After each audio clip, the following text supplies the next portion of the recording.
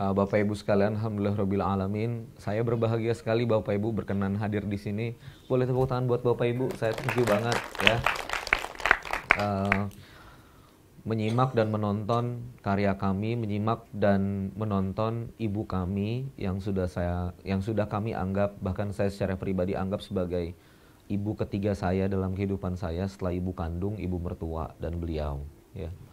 Jadi Bapak Ibu sekalian, 2 tahun ini saya keliling-keliling dengan label CEO Keke. Banyak yang menyangka saya pemilik Keke Busana dan itu mengganggu sebetulnya ya. Kalau ketemu, oh luar biasa pengusaha muda pemilik Keke, bukan. Saya hanya profesional direksi. Dan Bunda Tika termasuk orang yang sangat rendah hati sekali. Dalam beberapa kesempatan bahkan pertemuan dengan pengusaha-pengusaha wanita tidak hadir, Bu, Pak, ya.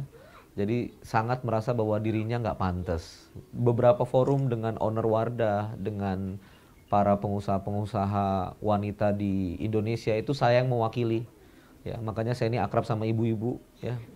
Karena mama saya nggak mau gabung dan mama saya Bunda Ika Kartika selalu, Mami, saya manggilnya Mami. Mami selalu merasakan bahwa nggak pantas ya. Saya kan dari Bojonggede gitu, belum apa-apa, jualan baru 600.000 potong gitu. Merasa terus tidak pantas ya untuk diangkat. Pelan-pelan akhirnya saya coba terapi, ternyata beliau tidak nyaman dengan orang yang sangat banyak, malu. Tapi nyaman dengan media, itu yang saya tangkap.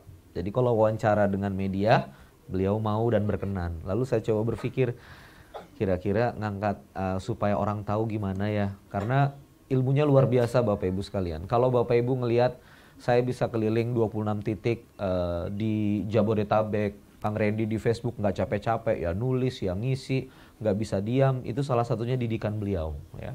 Salah satu didikan beliau yang terasa banget di 2014 saat saya jadi CEO di Keke Januari 2014, setahun itu adalah filosofi beliau bahwa kalau belum pingsan nggak boleh berhenti. Katanya gitu. Dan benar Bu, saya pernah masuk UGD, kerja di Keke itu. Dan saat di UGD, BBM saya bunyi, udah selesai belum di UGD-nya? Katanya gitu. Dan gak ada ampun sama sekali Bapak Ibu sekalian, gak ada ampun. Kami pernah ngejar buku di SPBU, saya di SPBU tertidur lalu di BBM lagi, kamu di mana? Buku gimana? Oh saya lagi tertidur gini, saya gak nanya kamu, saya nanya buku. Gitu. Keras sekali. Dan kerasnya itu sayang. Makanya semua putri-putrinya jadi semua Bu. Double degree, yang nomor 2 itu Fahrulia Emeralda, Uni Ade itu double degree, jadi accounting juga, accounting juga, manajemen juga, dan di Monas mahasiswi terbaik, semonas, mahasiswi terbaik, IP terbaik, pakai jilbab.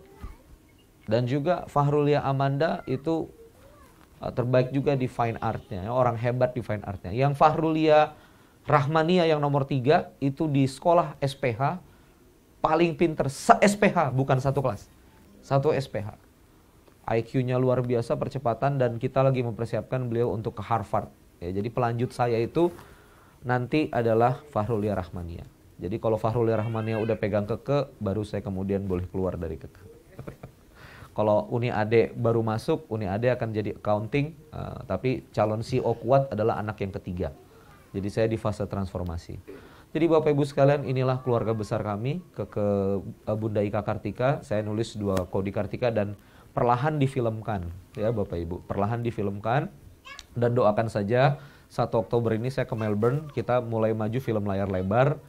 Timelinenya kalau tidak Agustus awal, Agustus akhir. Semoga jadi film entrepreneur pertama di Indonesia yang penontonnya mudah-mudahan bisa melebihi Warkop ya. Nah, jadi pasar Indonesia punya keyakinan ya. Teman suka ya, saya menghargai Falcon, menghargai Ibu Frederica, Habianaven, kawan-kawan di Falcon. Cuma kalau kawan-kawan nyolek-nyolek saya, Ren, apa perlu yang seksi-seksi baru bisa 5 juta penonton? Saya rasa enggak ya. Saya rasa enggak. Saya rasa film dengan konten tanpa begitu-begitu juga bisa 5 juta penonton. Kita hargai Warkop DKI luar biasa, teman-teman Falcon, dan mudah-mudahan Inspira Pictures bisa grow terus.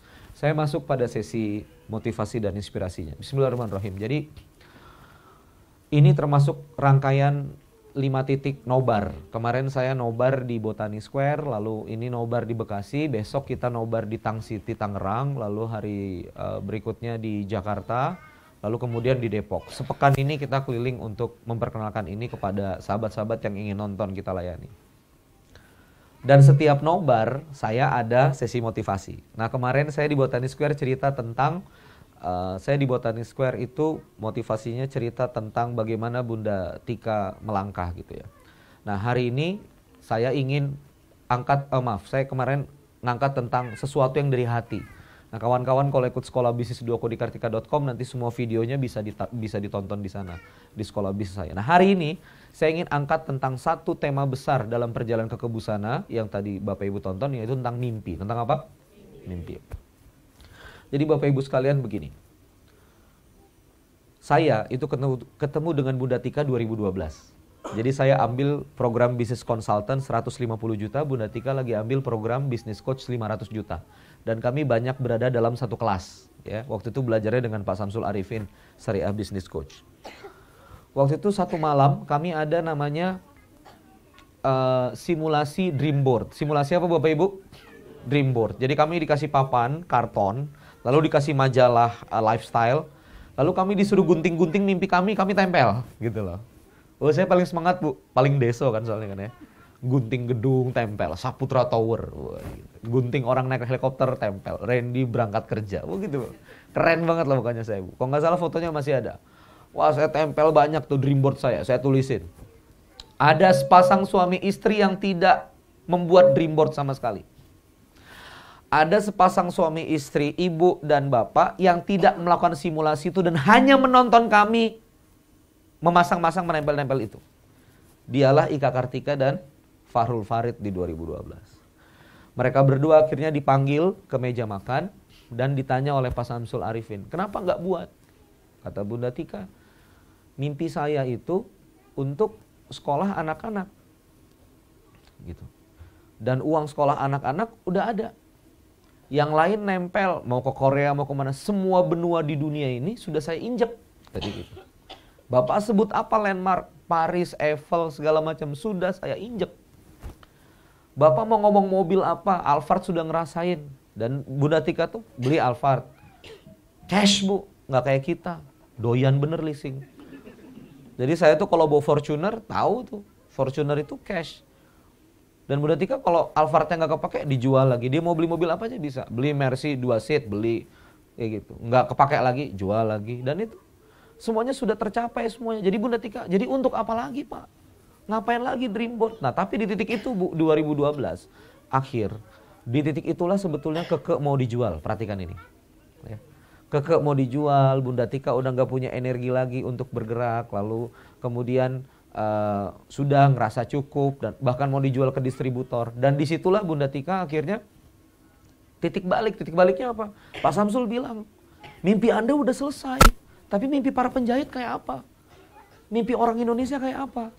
Apa Anda puas ke 300 pieces, 300.000 pieces, dulu masih 300.000, 2012. Apakah Anda tega kalau nanti anak-anak kita yang kecil-kecil pakai Disneyland, pakai Oshkosh? Indonesia ini masih luas. Orang-orang ini nunggu Anda. Orang-orang di Indonesia ini nunggu Anda. Anda harus jadi pengusaha nasional. Mimpi Anda harus lebih luas lagi, harus lebih bermakna lagi. Saya ngomong begini gak bisa nyontohin Pak Samsul. Kalau Pak Samsul tuh dengan gaya Maduranya lebih tajam lagi gitu. Ibu ini egois gitu-gitu. Jangan pikirin diri ibu aja. Gimana mimpi orang-orang yang lain? Pernah ini amanah Allah, pantas besar. Dan Bunda Tika dan Pak Farid Bu menangis di Jogja Kaliurang itu. Nah disitulah Bunda Tika akhirnya punya mimpi yang baru, mimpi yang lebih bertenaga. Apa? Ingin lift up perusahaan Keke ini jadi punya mimpi lagi untuk kemudian jadi multinasional corporate sebesar Zada.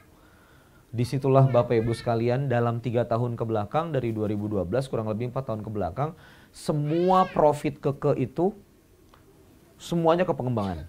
Semuanya ke pengembangan. Jadi banyak yang nanya kan, beruntungnya Bunda Tika dapat Randy karena dia mau bayar mahal, itu aja. Gitu aja.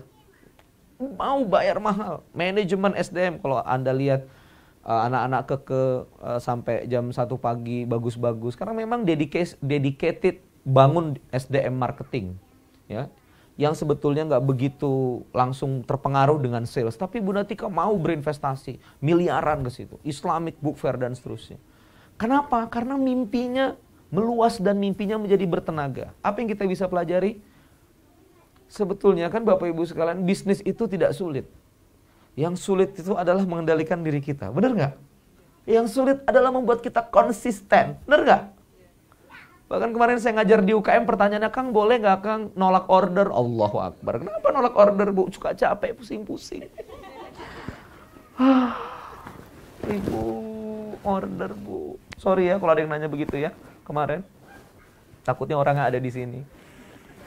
Aman ya? Jangan Bapak Ibu sekalian, nolak order, aduh. Dikit-dikit demam. Order jahitan 2 hari sampai 3 hari. Maaf Bu, anak saya panas. Bunda Tika, Bu. Saya pergi ke saya mimpin muker 3 hari di di Santika Botani Square. Muker jaringan Kekebusana. Hari keempat pergi ke Tokyo Nagasaki. Saya diundang sama Kedubes untuk ngajarin Ken Susei. 6 hari di Jepang, Bu. 6 hari di Jepang.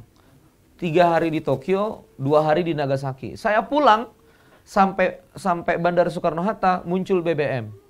Ya, Bunda Tika tuh manggil saya Bayi Gurita. Bayi, kamu lagi di mana? Baru landing di Soekarno-Hatta. Mau kemana? Ke Bandung. Mau pulang ke Bandung. Jangan. Ini kemarin MOU sama distributor ada yang nggak beres. Jadi Bunda ke Yasmin sekarang. Itu Bu, saya baru landing dari Narita jam 10 malam. Ambil Damri ke Bogor. Saya kira ya. Saya sampai Yasmin. Jadi rumah beliau itu karena semua anaknya di Melbourne. Saya ada punya kamar di rumah beliau. Dulu waktu saya tinggal di Bandung. Jadi udah kayak anak sendiri. Jadi saya pulang ke rumah Yasmin, naruh koper, saya kira rapat tuh pagi Bu. Dia udah pakai MOU Bu, jam 1 pagi nungguin saya. Bahas sekarang baik. Allahu Akbar, ini orang dari Jepang. 7 jam flight. Malah lagi di Jepang itu semuanya kalau di Tokyo apa? Kereta. Dari stasiun ke stasiun, jalan kaki. Sehat Bu saya di Jepang Bu, beneran. Sehat dan rakus. Ya. Kombinasinya jadi 2. Wah Bu, luar biasa. Disiksa lagi Bu, jam 1 pagi meeting. Ya. Sampai jam 2:30 tidur saya. Subuh bangun, terus saya tidur lagi. Tapi waktu subuh bangun Bu, Bunda Tika tuh sudah ada di meja, ngedesain. Bayi mau Milo apa mau Indomie apa mau Kentucky. Tuh, ini pagi-pagi nanya lagi. Saya bilang, ini mamaku ini kapan off-nya gitu loh. Pakai baterai apa. Jadi Bapak Ibu sekalian, mimpi kalau sudah benar. Coba ulang ya Pak. Mimpi kalau sudah benar, kalau sudah bermakna, dia mentenagai. Kenapa kita ini sekarang bisnis gak punya makna? Karena mimpinya ini perlu dikoreksi. Kenapa bisnis Bu? Ya cukup untuk makan. Ya jadi begitu sudah selesai makan, selesai rezekinya. Karena mimpinya cukup untuk makan. Diluasin sedikit menghajikan orang tua. Selesai menghajikan orang tua, selesai bisnisnya. Diluasin sedikit supaya anak dapat fasilitas terbaik. Anak sudah dapat SDIT termahal, kendaraan, supir. Selesai juga bisnisnya. Mimpi Bu yang besar. Ini saya lagi belajar sama Warkop ya. Mas HB Navin. Mas HB Navin Falcon Pictures itu yang buat Haji Backpacker, Ambilkan Bulan. Beliau itu mimpinya sama film tuh dahsyat Bu. Film adalah karya seni terbaik. Ultimate, harus diperjuangkan. Falcon Mas HB Navin itu orang rasnya India.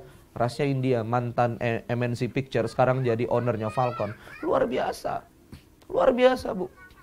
Ini punya makna. Bangun film itu punya makna. Orang yang sukses di bisnis bikin film. Apalagi Falcon itu 14 film, 10 film tuh wafat. Sekarang kita aja ngelihat, oh luar biasa. Warkop DKI 4,7 juta, mungkin sekarang mau 5 juta. Kaliin deh 17.000. Ya. 90 miliar almost ya, luar biasa. Tapi pencapaian itu dari sebuah mimpi yang bermakna. Falcon Pictures HB Navin itu membeli 300 film lama Bu, di restorasi. Film lama Warkop, film lama apa tuh yang Nyi Roro Kidul, eta itu dirapin sama dia di restorasi. Supaya apa? Supaya bagus, supaya karya seni itu tersimpan dengan baik. Mimpinya besar. Nah makna itu yang akhirnya menggerakkan Falcon. Begitu juga sebuah makna yang menggerakkan Nah mari koreksi, apakah mimpi kita sudah bermakna untuk diperjuangkan? Kenapa kita ini suka lelah? Karena kita hadir dengan mimpi yang kosong. Dengan mimpi yang gak bermakna. 2 messenger datang ke saya nanya, Kang Randy kok gak capek-capek? sampai jam 12 malam, bangun pagi, roadshow lagi, satu hari 6 titik, sempat nulis, malah bikin film dokumenter, selesai dokumenter ke layar lebar, karena saya punya makna. Saya memahami ada yang saya harus perjuangkan, gitu loh. Bagaimana brand muslim anak yang kecil itu bisa setara dengan Oshkosh, bahkan bisa setara dengan Pak Ortega, Zada, tulisannya Zara. Ya. Jadi Bapak Ibu sekalian, satu, mimpi yang bermakna. Coba ulangi apa? Mimpi yang bermakna. Kalau nggak kuat mimpi bermaknanya, saya ingin hadir untuk keberkahan Bojongkulur. Itu terlalu jauh misalnya. Bangun mimpi yang bermakna untuk orang tua. Ngelihat gitu loh Bu, apa kita ngelihat orang tua kita renta, rumahnya nggak layak, sendirian, apa kita nggak ingin memberikan kediaman yang baik untuk orang tua kita? Kita ngelihat ipar kita lagi kesulitan, apa kita nggak pernah berpikir untuk ipar kita? Kita ngelihat keponakan kita kalau lebaran, ada yang kalau keponakannya ngumpul lebaran? Coba kita pikir, siapa yang mengkuliahin dia satu-satu? Kenapa nggak dibesarkan mimpi kita? Saya kalau ini cireng laku keras, gitu ya. Kalau cireng ini 1 juta pieces, tak sekolahin. Besarkan aja mimpi. Ya. Karena niat baik itu sudah dihitung sama Allah satu. Kata bal hasanah, ya Allah sudah hitung satu. Falamma ya'mal, walaupun tidak terjadi. Dan saya terus melakukan itu Bapak Ibu sekalian. Ini ilmu yang pertama, ya. Mas Dayat, saya takut salah. Kita batasan jam 12 ya. Saya mau selesai jam 12 kurang 15 ya. Saya harus profesional sama XX1. Saya ini produser junior, jangan macem-macem ya gitu. Saya udah kenalan dengan XX1 manajemen pusat dan diterima dengan baik. Nah berikutnya kawan-kawan sekalian adalah yang kedua adalah mimpi harus tinggi. Mimpi harus apa? Harus tinggi, harus besar. Penelitian Kubik di berbagai macam trainingnya. Ya, Kubik itu perusahaan training, saya pernah gabung ke sana, Pak Jamil Azaini. Itu kalau kelompok dibagi 10, terus tim sales pertama ini dibagi-bagi tim nih. Ayo tentukan goalnya berapa. Ada yang nentuin goalnya 10, ada yang nentuin goalnya 20, ada yang nentuin goalnya 50, ada yang nentuin goalnya 60. Ayo targetin kamu bisa ngumpulin list nama-nama yang mau kamu hubungi berapa biji. Ini ada 10 nama, 20 nama, 40 nama. Terus go, ayo tulis. Tahu nggak Bu yang terjadi apa? Hampir semua kelompok mencapai 80% goalnya. Berapa persen goalnya? Yang di kepalanya 10 mencapai berapa? 8. Yang di kepalanya 20? 16. Yang di kepalanya 60? 80%? 48. Jadi Bu, mimpi itu harus besar. Katanya Soekarno ya, mimpi itu setinggi langit, kalau jatuh masih di atap. Ya kan? Ini mimpi untuk makan. Aduh, ya jatuh ya nggak makan. Mimpi itu besar Bapak Ibu. Saya sekarang ngumpulin sutradara, director yang menang di Eagle Awards, Mas Bobby yang menang di Cannes. Saya kumpulin anak-anak muda terbaik. Saya bilang sama mereka, 5 juta penonton. Pokoknya kalau Falcon tembus 5 juta, 7 juta penonton. Saya sudah punya data layar di Jabodetabek, data kapasitas studio, data pasar. Saya roadshow 24 titik aja kuat, nanti kita roadshow 500 titik. 25 minggu ya, pokoknya aku 5 bulan roadshow aja. Sama artis, so terserah. Artisnya nggak mau roadshow, bayar, kontrak. Ini teman-teman produksi saya nih. Ren, gak usah gegap gempita lah Ren, yang penting filmnya gini. Nggak bisa, otakmu harus di set. Frekuensi kita harus sama, 5 juta penonton. Sekarang teman-teman produksi saya, sutradara, DOP segala macam mulai, bener juga Ren, yang Falcon bisa nih, ini mau 5 juta nih. Kalau Falcon 5 juta, kita 6 juta. Pokoknya di atas Falcon. Dikit. Tapi ini film pertama Ren, nggak kayak Falcon 14 gini-gini. Nggak bisa berpikir gitu. Loser, kerja keras, bisa. Gitu Bu hidup. Apa yang bikin dokumenter ini ada Bu? Sebetulnya kalau saya cerita, Bapak Ibu tahu kan Sekolah Bisnis Doko di Kartika? Kenapa namanya Sekolah Bisnis Doko di Kartika? Karena ini adalah episode 1 dan 2 rencananya. Jadi sebelum masuk ke episode bisnis, kita masuk ke film. Jadi rencananya cuma ditonton di YouTube. Tapi saya punya mimpi lain, dokumenter dengan budget terbatas harus jadi latihan kita ke layar lebar.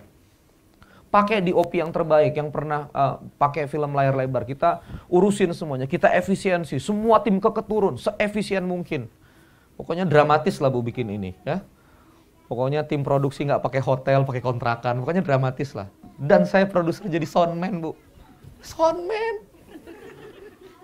Jadi kata teman saya baru kali ini eksekutif produser jadi soundman. Saya di Melbourne Bu, angkat-angkat kamera, bawa tripod. Walaupun nyusahin, saya langkahnya paling lama. ya. Ikat pinggangnya besar. Jadi Bu, mimpi harus tinggi. Nah begitu sudah jadi, kita lihat ini bagus ini. Ini kalau bisa di XX1, dan saya tahu ini bukan film reguler yang bisa masuk di jam tayang seperti Warkop atau Shopee film reguler. Cuma saya ngobrol Bu, melangkah ke XX1. Ibu tahu nggak Bu, saya melangkah ke XX1 Bu, rasanya mau pipis di celana Bu, beneran.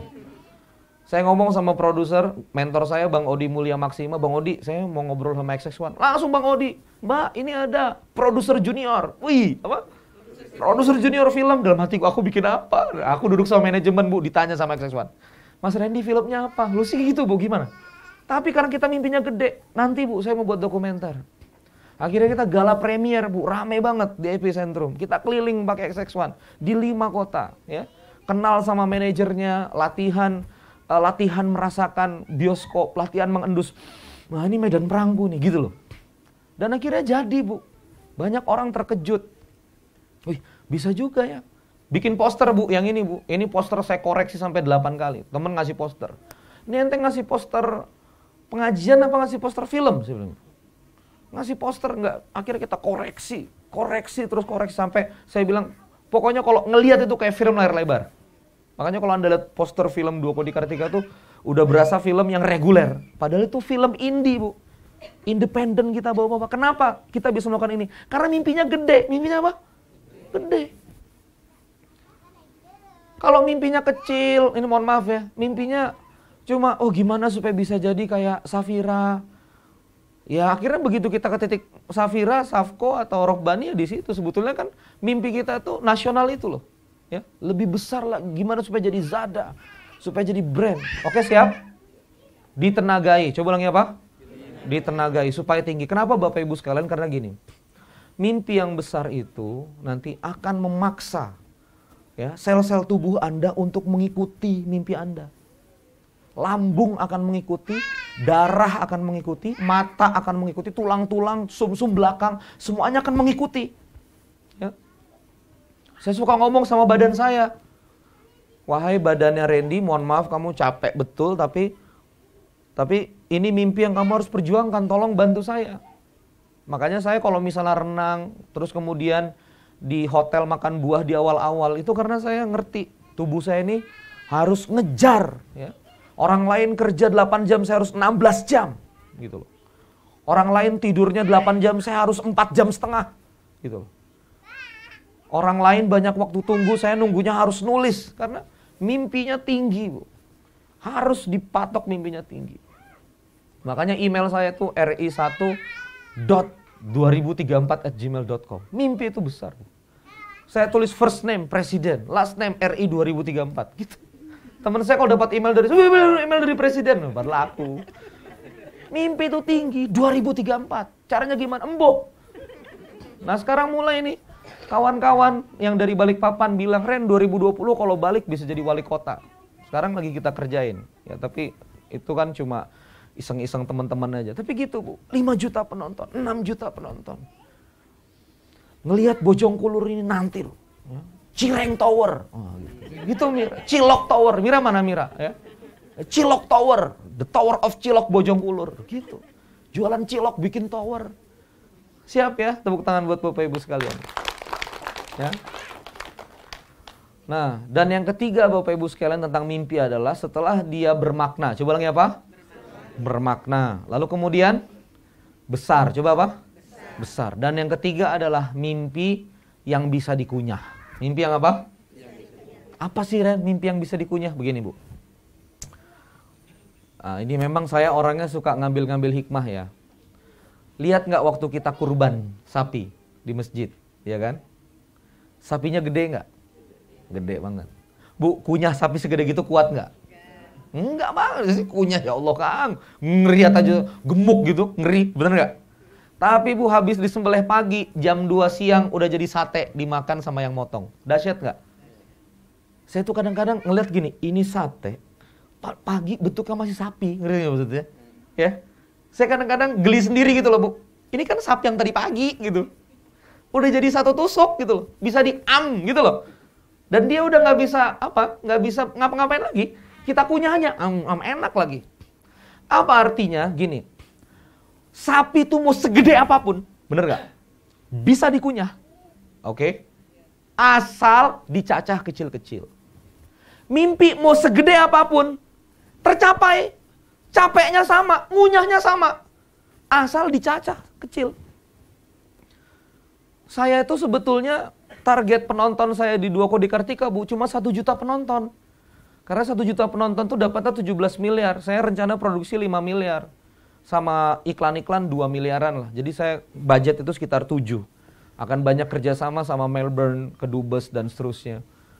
Begitu dilihat sama Coach Fahmi, ini apa 1 juta? Saya bilang apa? Yang penting balik modal, Coach. Gitu. Yang penting balik modal, Coach.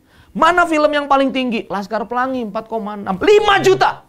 Kata Coach Fahmi. 5 juta, Coach. Ini gimana ngangkat penontonnya, Coach? 5 juta, Coach. 5 juta itu iklannya harus berapa banyak? 5 juta! Kata dia gitu. Nah, ini yang menarik. Capeknya sama. Coba bilang. Capeknya sama. Saya mikir-mikir. Lah iya ya. Bikin filmnya sama. Roadshow-nya sama. Kontrak artisnya, angkat-angkat kamera sama, Bu.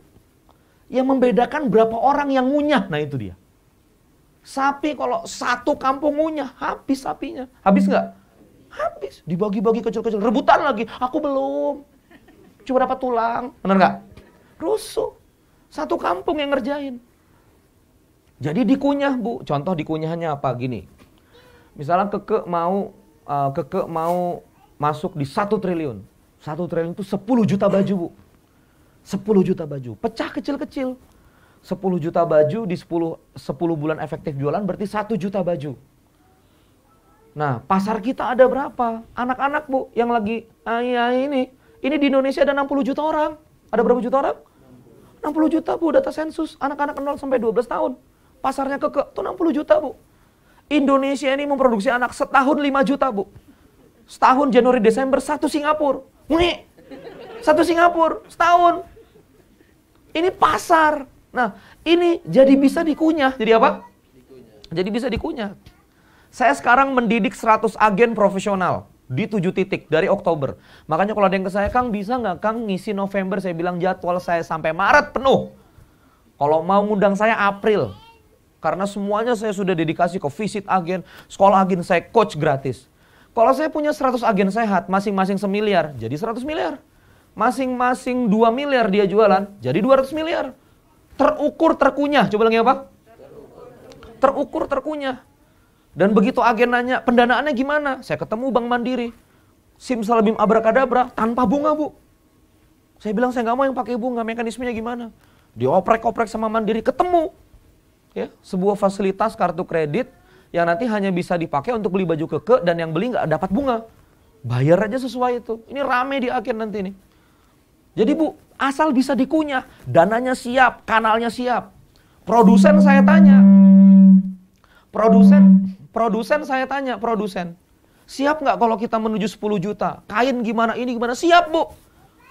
Kain, kapas, KH-Tex, apa teks, pokoknya yang teks-teks itu sudah siap semua mendukung Keke.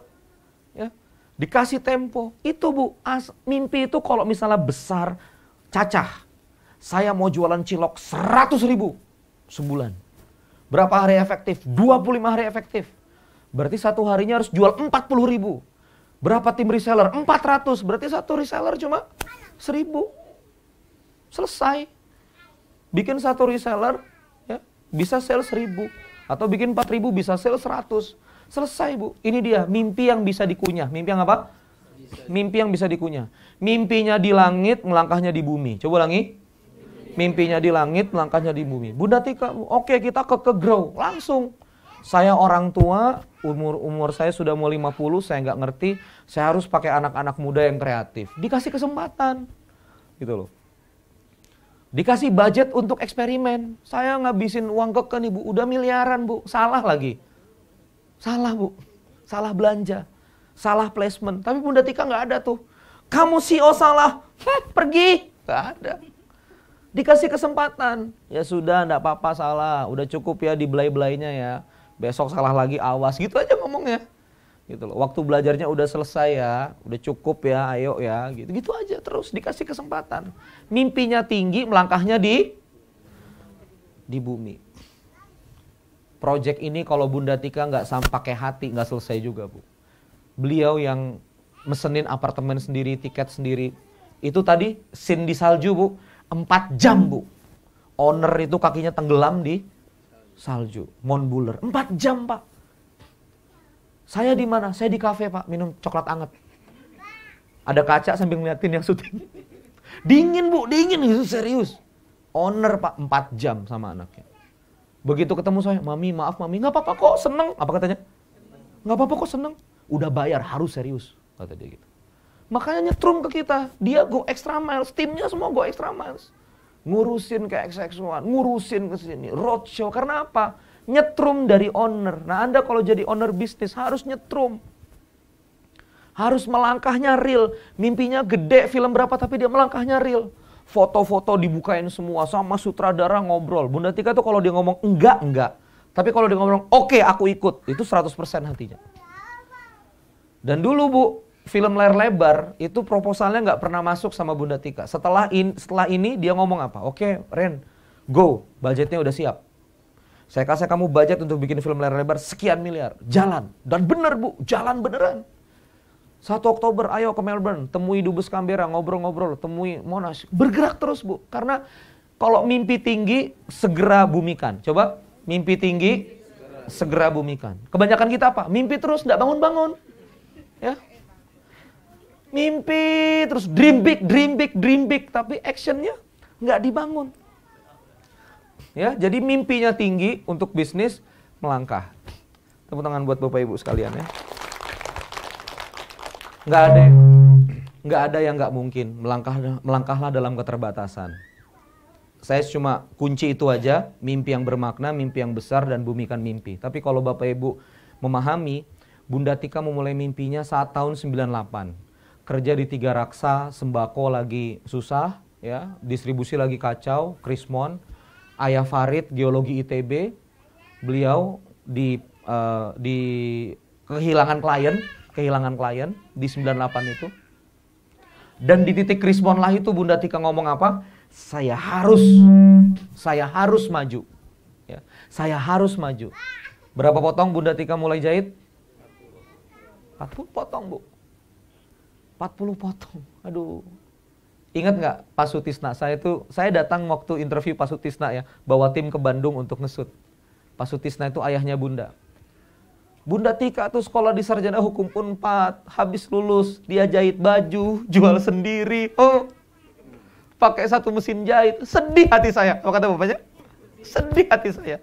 Sebetulnya saya kecewa. Itu saya tuh dengerin di tempat interview itu rasanya berbesmili gitu loh, Bu.